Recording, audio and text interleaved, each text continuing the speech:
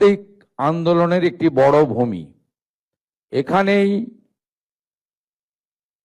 ঠাকুর শ্রী শ্রী রামকৃষ্ণ দেব সহ প্রভু শ্রী চৈতন্য দেব তারা এখানে আধ্যাত্মিক আন্দোলনের সূচনা করেছেন। এই ভূমিতে স্বামী প্রণবানন্দ থেকে স্বামী বিবেকানন্দ, জগৎজননী মা শারদামণি থেকে রানী রাসমণি, এদের এই পুণ্যভূমি, এই ভূমিতে আমাদের ঐতিহ্য, সংস্কৃতি এবং আধ্যাত্মিকতার মেলবন্ধনের একটি অন্য বড় উৎসব হলো রথযাত্রা। এই রথযাত্রাকে কেন্দ্র করে এমন এমন উৎসব এই রাজ্যে রয়েছে 50-100 বছর নয়, শত শত বছরের পুরনো। মহিষাদলের রথযাত্রা বলুন, মাহেশের রথযাত্রা বলুন, এমন অনেক রথযাত্রা রয়েছে, কোচবিহার থেকে কাকদ্বীপ, দার্জিলিং থেকে দীঘা, যারা আমাদের ঐতিহ্য, পরম্পরা, আধ্যাত্মিকতা এবং আনন্দের মিলন ক্ষেত্রের রূপ নেয়।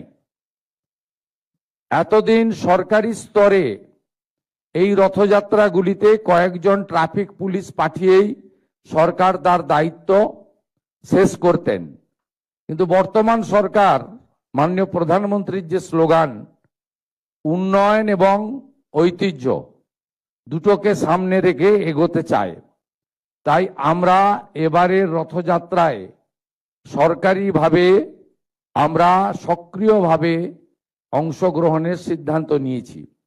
মুখ্যমন্ত্রীর সাথে সাথে আমার হাতে তথ্য সংস্কৃতি দপ্তর রয়েছে। এই দপ্তরের মাধ্যমে আমরা পশ্চিমবঙ্গের 75টি ঐতিহ্যবাহী রথযাত্রার যে মেলা হয়, মিলন উৎসব হয়, সেখানে আমরা সেবা কেন্দ্র স্থাপন করার সিদ্ধান্ত নিয়েছি। তথ্য সংস্কৃতি দপ্তরের পরিচালনায় এই সেবা কেন্দ্রগুলিতে পুণ্যার্থী এবং যে সমস্ত দর্শকরা আসবেন, ভক্তমণ্ডলীকে ন্যূনতম পরিষেবা প্রদান করা হবে রাজ্যের 75টি জায়গায়। এতে পুরসভা, জেলা প্রশাসন, জেলা পুলিশ এবং সংশ্লিষ্ট রথযাত্রা কমিটিকে যুক্ত করে আমরা করছি। আমরা যে সমস্ত রথযাত্রাগুলি দশকের পর দশক ধরে হয়, প্রাথমিকভাবে এমন প্রায় 60টি রথযাত্রা কমিটিকে আমরা 5 লক্ষ টাকা করে সরকারি সহায়তা আজকে প্রদান করব। এটি আমাদের অংশগ্রহণ। এক্ষেত্রে প্রথম বছর তালিকা তৈরিতে কোনো যদি ত্রুটি থেকে থাকে আপনারা ক্ষমা সুন্দর দৃষ্টিতে দেখবেন। আগামী দিনে তথ্য আপনারা যদি তথ্য সংস্কৃতি দপ্তরের আধিকারিক তথা জেলা শাসকদেরকে জানান, আগামী দিনে আমরা ত্রুটিপূর্ণ তালিকা তৈরি করার চেষ্টা করব। কিন্তু এটি একটি শুরু, এটা অনেক দূর যাবে। আজকে যে বৃক্ষটি রোপিত হলো রথযাত্রাকে কেন্দ্র করে, আগামী দিনে সেটা ময়ূরীয় পরিণত হবে।